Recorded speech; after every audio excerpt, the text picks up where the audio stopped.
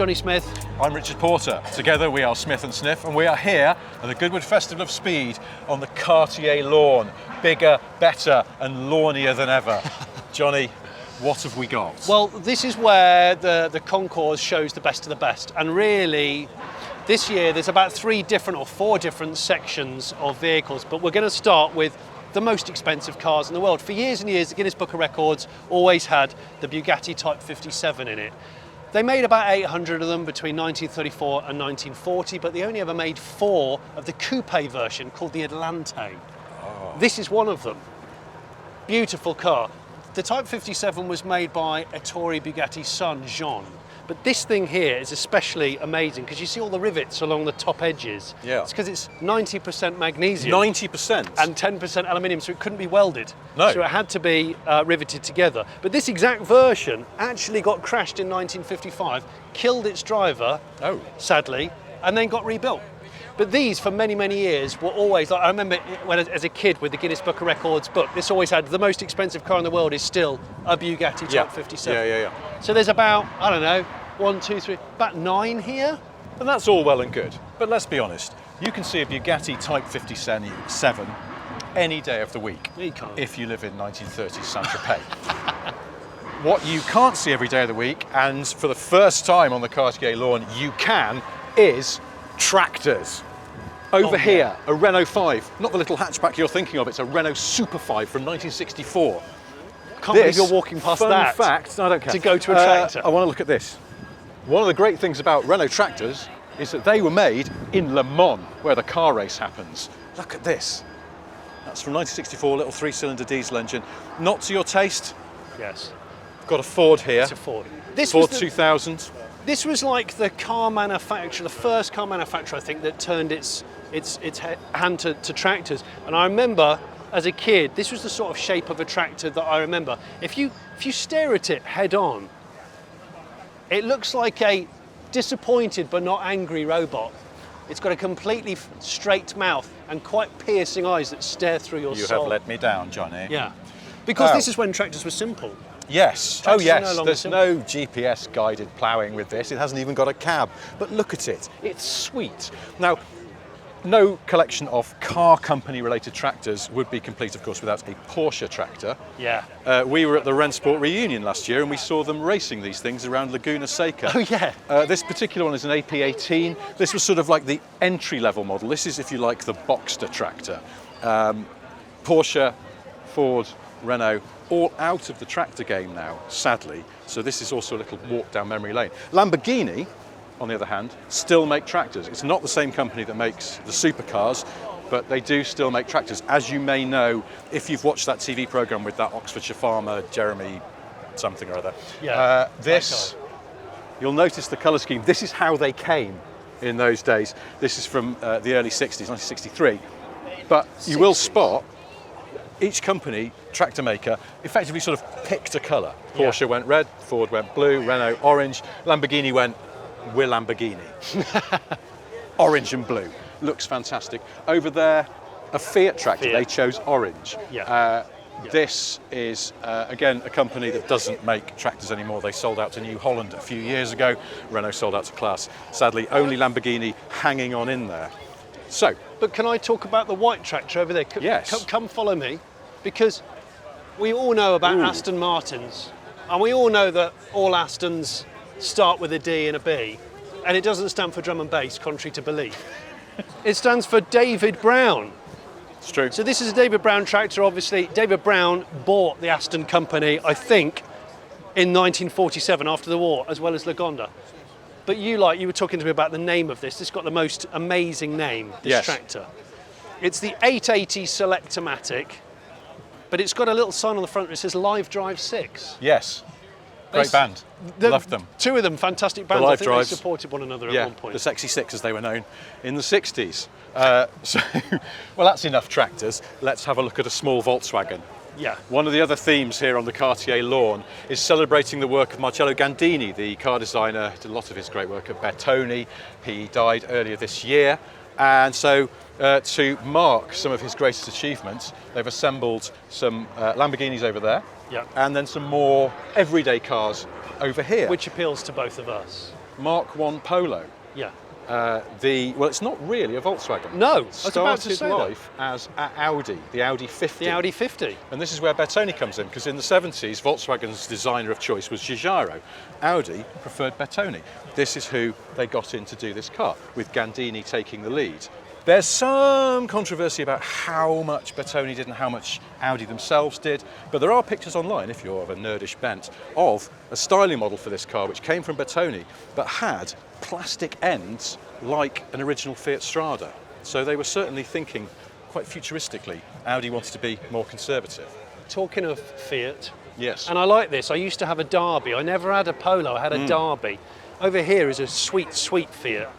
I had a Matchbox model of this because when I was a kid, a very young kid in the early 80s, to me this was one of the most futuristic looking cars. You had the Fiat Strada hatchback, Yes. and you had this, the mid-engine little X19. Yeah. And seeing one of these on the street, you knew you had about 6 months to see one before it completely dissolved and rotted away, because they were a little bit rotty. They were. But such a cool little car, really popular in the States. Yes, this is unusually for a Fiat. It was engineered to be sold in America, designed by Gandini, inspired by a late 60s concept car for Otto Bianchi with the Targa top. So to meet US regs, it had to be tiny but quite strong, rust notwithstanding. Little 1.3 litre engine initially, then a 1.5. This particular one, you can see the Bertone badge there. Bertone ended up building these as well. In some places they were sold as a Bertone. This is a Lido special edition. Lido after a burlesque club on the Champs-Élysées rather than a council-run local I was pool. just about to say It's not council that. swimming pool. But yeah, No. these are great. Also, possibly one of the few instances of an acceptable three-spoke wheel. Well, I was going to say to you, is that a 3-spoke or is that a cheeky 6? Let's call it a 6, and that's why we can enjoy it, because as we know, three-spoke wheels are disgusting. 3-spokes are back though, I don't like young care. guys with I'm not moustaches. interested. No, 3-spokes are back. No, it's wrong. Yeah. Morally wrong. Now, if we can spin around another of Gandini's masterpieces, you could say, It's is just here. Just here. It's a CitronBX. Now, when it came out, the BX was given a bit of stick for being the sort of Peugeotification of Citroën. But actually, this was one of the most successful models that Citroën ever made. It was just good. It still had the hydropneumatic suspension, and initially it still had slightly weird controls inside. These later ones, and this is a 16 valve, they It's were got sort to of be one of the rarest GTI normaled out. cars. Oh, definitely. Full stop. Yeah. But you can see some of Gandini's sort of trademark touches, these wheel arch shapes, which you'll see on some of his other cars. Very clever though, this, including lots of the exterior panels, including the bonnet, the tailgate, these quarter panels here, plastic. So it was actually a weirdly durable car as well. Yeah, I've been in a crash involving one of these. Lots of splinters of plastic. I wasn't driving, so I can't be blamed for that incident. There's a Group B rally car, the very short-lived Group B. The 4TC. Here at this Yeah. event, if we get a chance to use a clip of it, we'll put it on screen now, but it's awesome.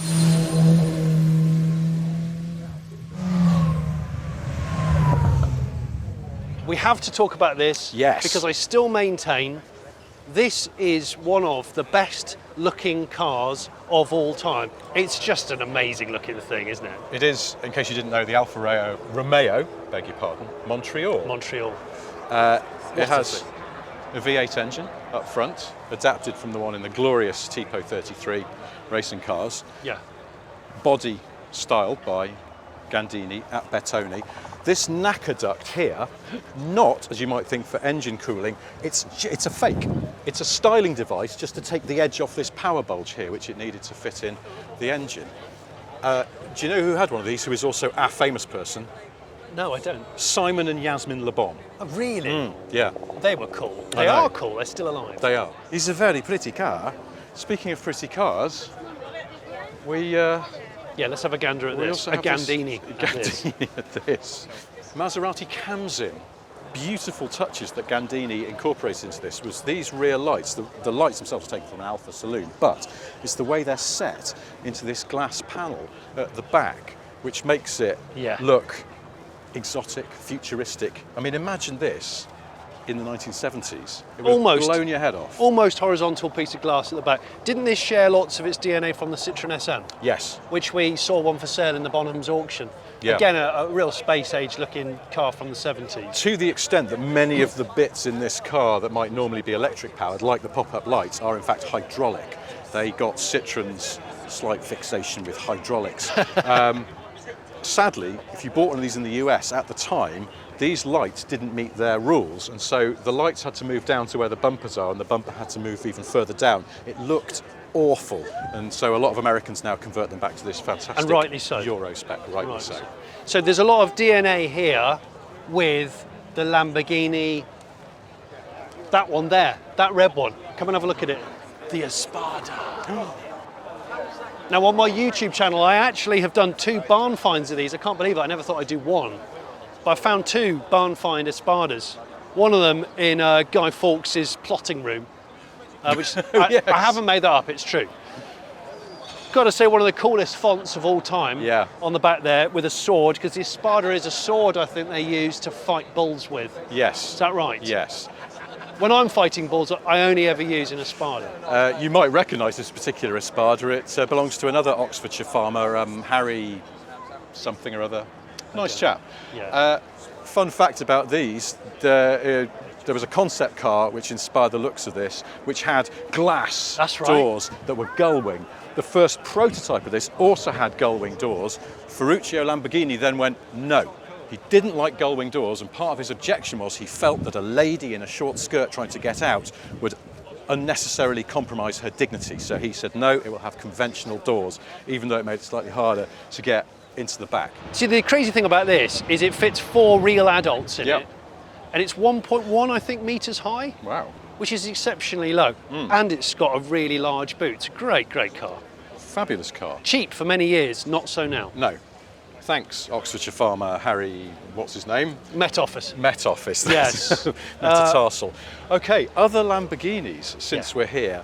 I mean, there is a Miura over there. I think we're all familiar with the Miura. The amazing thing about the Miura in the context of Marcello Gandini is that he designed that car. He wasn't even 30. It was a very young team that did it, full of spit and vinegar and confidence, and that's what he came up with. This, Uraco. Uraco. Do you know what Uraco means in Spanish? Angry bull guy. Nearly. Magpie. Of course. But it's also a type of fighting bull, which is why Lamborghini used the name. This was sort of one of their attempts. I think they wanted to take on the Porsche 911. So this is 4 seats. It was meant to be sold in America. It had a V8 rather than a V12. It was very ambitious for a company that didn't really have 2 brass lira to rub together. Unsurprisingly, it sort of faded from production when Lamborghini hit financial difficulties, only to rise again as that car you can't quite see over there, the silhouette. Let's go and have a quick look. We won't dwell on it. I don't want to offend anybody. You just need to look at it. It's the purest iteration of the Countach, with that amazing Gandini arch, rear wheel arch, which just looks crooked but brilliant. Number plate of that says it so well. It's odd, but that is, without any wings on it, the Countach is the best. Pretty. And then over here, we have one of the lesser spotted Lamborghinis, the Silhouette. I actually don't know anything about this. One of the things is it's not named after anything to do with bulls. Silhouette refers to Group 5 silhouette racers for some reason or other. This is the missing link between the Uraco over there and the Jalpa of the 80s, the sort of V8 engine family of cars. This one, they had a rethink. Uraco 4-seater wasn't working for them, so they went, okay, this time 2-seater, but we'll make it a Targa top. So that's what you've got here. It was, I'm going to be honest, not a success. Opinions vary, but generally it's considered they made about 54 or 55 of these before it. Is that all? Yeah, so it's very rare. It's got one of the deepest dish and thus beautiful steering wheels I've seen on the Cartier Style Luxe ever. And what an good amazing wheel. Lamborghini wheels of the type everybody thinks of when they think of Lamborghini wheels. Yeah. And those, you can see this is Gandini doing those arches. Which he later put onto the CitronBX that we saw earlier on. This is a one-off BMW, the BMW Garsh, named after a German ski resort. This is a concept car from 1970, except this isn't. The original concept created by Bertoni. They submitted a styling proposal to BMW for what became the 3 Series. BMW passed on it. Bertoni said, screw you guys, we're going to make it into a concept car, a running concept car for the 1970 Geneva show. That's what they did. Soon after it was shown off, it disappeared. So in 2018, BMW went, we're going to recreate it, and using only some rudimentary drawings and photographs and an old 2002 that they dismembered, they created this. For authenticity, the original concept was made in just 5 months. So they said, we're going to do this in 5 months as well. It runs and it's metal. It's no fiberglass nonsense. It's not carbon fibre.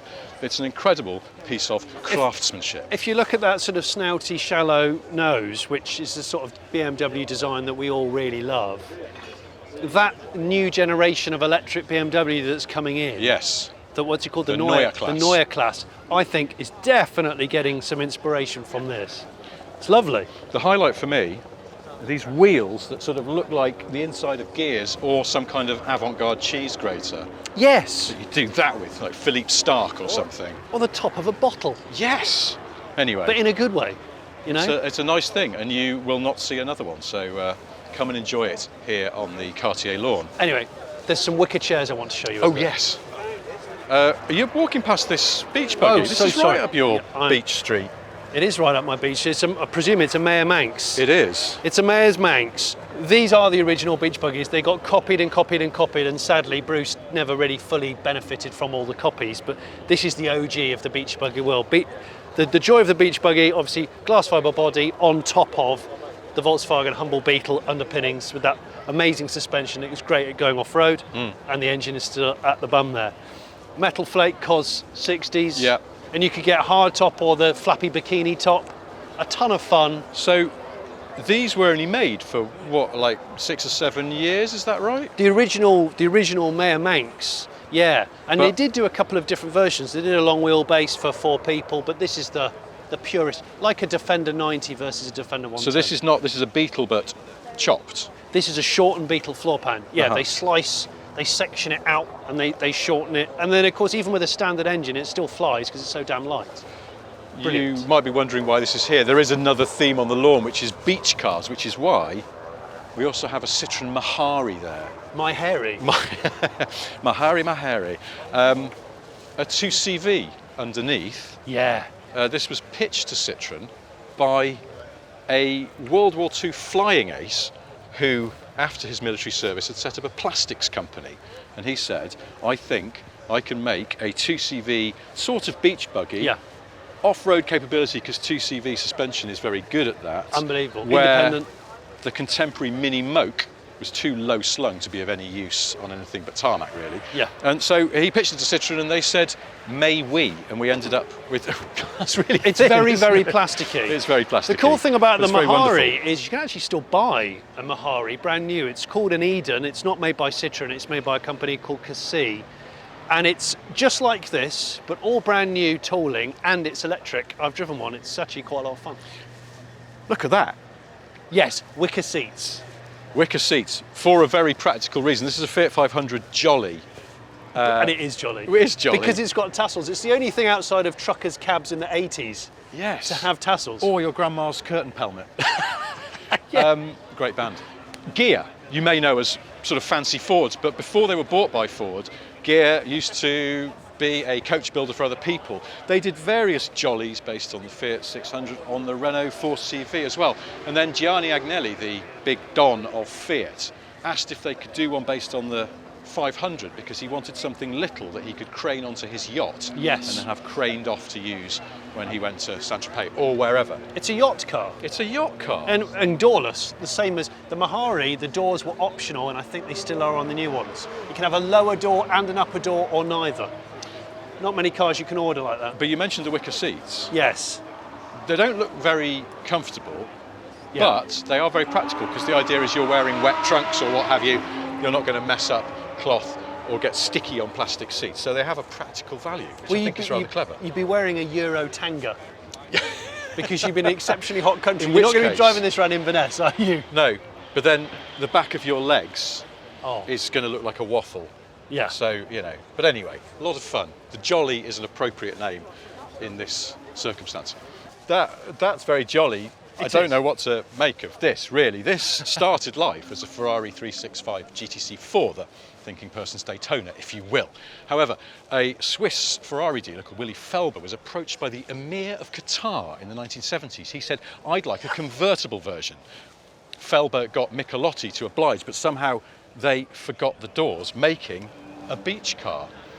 I have to say, if you're going somewhere sandy in a Ferrari, that's God's way of telling you you've got too much money. And you might dispute that this could be legitimately a beach car, but the badge says it is, so it is. It's a fact. It says Ferrari and then it says beach car. Yeah. Brilliant. Another doorless wonder to finish off this lovely chapter. This thing here, this is an homage to the Renault 4 Plein Air. Yes. So this is actually owned by a friend of mine. This car is a 1981 convertible, so it's not a genuine Plein Air. Yep. But this is an art car. This is not a vinyl wrap. This is almost more interesting than the car itself, dare I say, because the artist that designed this artwork is a chap called Dudley Edwards, and he was part of a collective of 3 artists in the 60s, which was Binder Edwards, David Vaughan, who was Sadie Frost's dad, and Dudley Edwards. And Dudley Edwards, those 3 guys, they actually painted Paul McCartney's piano, Ringo Starr's kitchen. Kitchen? Yeah, I believe so. The Kinks tour car, which was a Buick Electra, and a ladies' AC Cobra called Tara Brown. Very, very cool artist. So he's still alive. He designed this, and this was painted. This car was finished about 2 this morning and wheeled onto the Cartier Lawn. It even has a yacht-like picnic hamper and champagne locker underneath there. Very cool little thing. Right, well, there we go. Thank you for joining us on the Cartier Lawn here at the Festival of Speed. Come on down. It's beautiful weather for beach cars. Your mileage may vary.